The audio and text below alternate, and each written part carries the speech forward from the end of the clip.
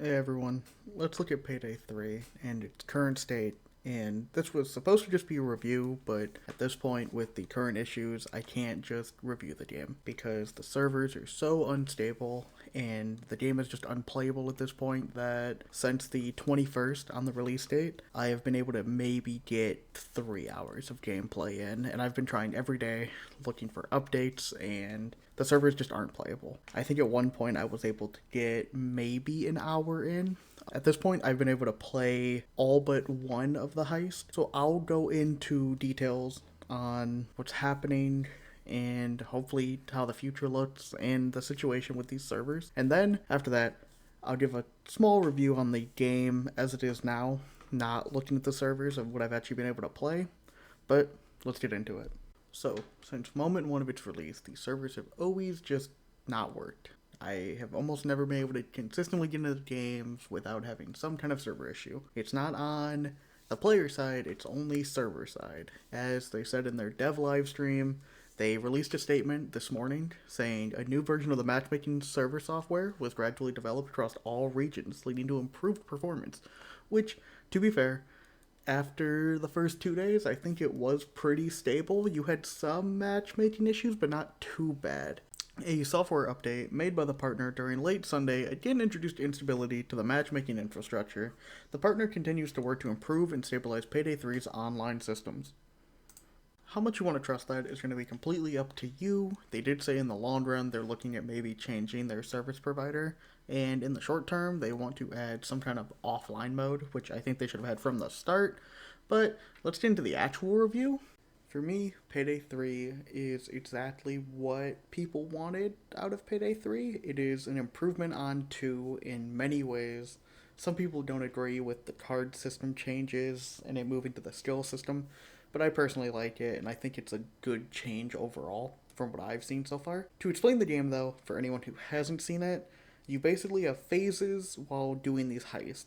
You have your casing mode, which is basically you walking around as a civilian with your mask off. It gives you immunity to being seen by cameras that aren't in private or secured areas. As long as you're in a public area, the cameras won't detect you and see you as a threat. Same with guards and police. And then you have loud gameplay and stealth gameplay. Stealth gameplay in Payday 3 is actually pretty cool. Some of the heists can be done without ever putting your mask on, which Payday 2 didn't really have. And then you have loud gameplay, which is basically you just walk in to wherever you need to go and you just shoot up the place. Then you go to the assault phase. Well, it's the negotiation phase first, and then the assault phase. In negotiation phase, you can trade hostages for more time before they assault you, and even after an assault, you can trade hostages for resources like health. Or if somebody gets put into custody, you can trade hostages to get them back out if you've ran out of lives, pretty much. I'm not sure if you have lives in later difficulties, but in normal at least, I'm pretty sure you can have two people go into custody and they'll respawn after 60 seconds. Now, let's talk about our loadouts. This is a really cool system in the game to where you can pick your guns, add attachments, customize their colors, and this is also where you can change your clothing and your mask and also customize that. This is where you pick skills to put your skill points into. It's a really simple customization system.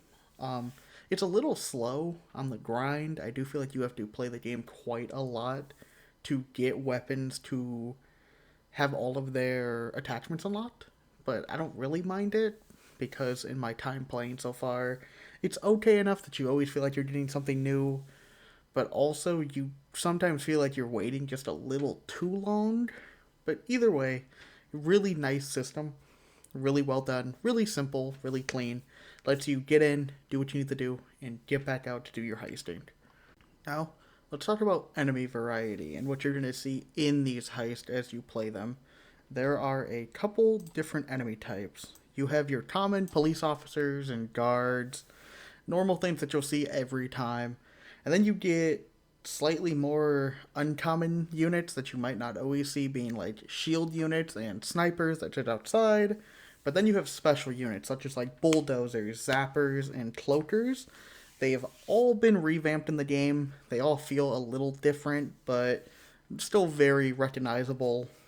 Now, let's go over what might be the most controversial part of this review. This is completely opinion on everything, obviously. But some of the maps are really good, and some, like the one you're seeing now, I think are just bad. The road map is just not good.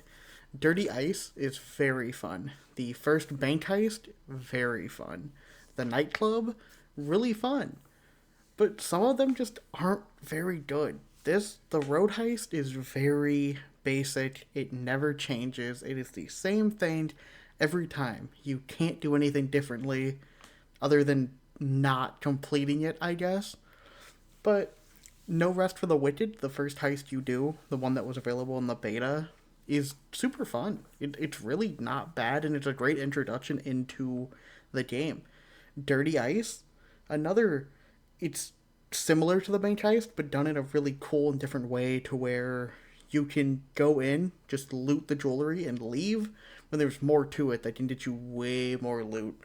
Same thing with the nightclub mission. The nightclub mission can either pay out near nothing, or it can be a big payout if you can do the stealthing right. And again, the road heist just isn't that. And now, on to always my favorite subject of every game. How is the music in Payday 3? And honestly, I think I'm gonna let it speak for itself here. Just listen.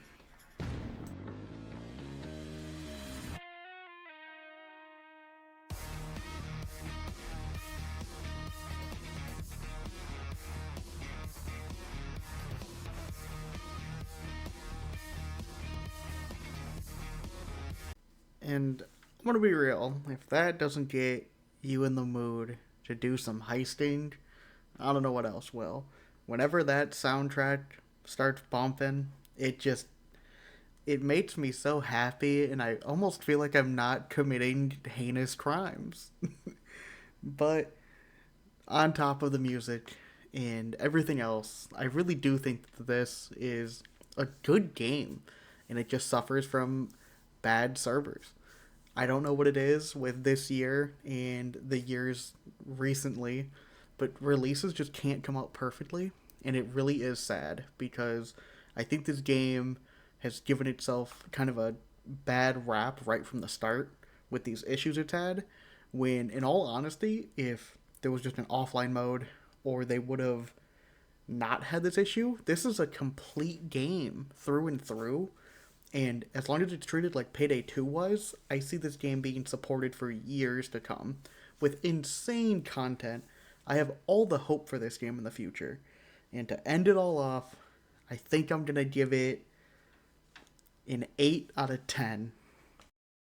And with that, ends the video. Thank you everybody so much for watching. Don't forget to like and subscribe, and I will see you all for the next one. Later.